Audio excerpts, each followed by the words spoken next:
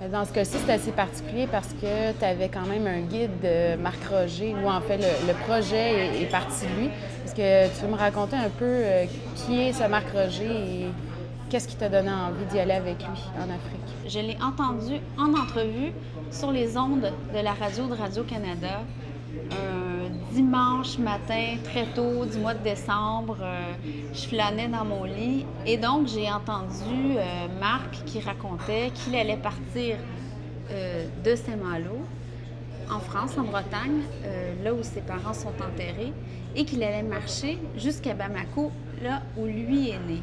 Donc, c'était vraiment lui aussi une ligne de vie qu'il traçait. Et qu'en plus de marcher ça, il allait le faire en pratiquant son métier parce qu'il a réinventé le métier de lecteur public. Et de surcroît, il allait partir avec un âne pour transporter ses livres. Et déjà, cette image-là, que je trouvais super poétique, m'a attirée.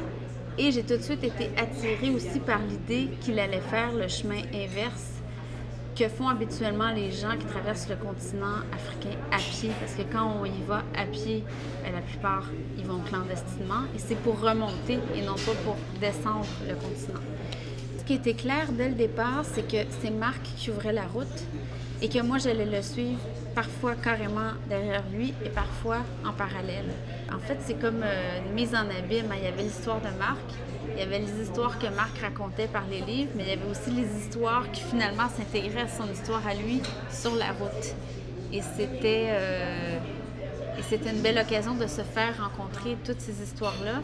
Mais Marc est vraiment demeuré le meneur ou vraiment l'ouvreur de route pendant tout le périple.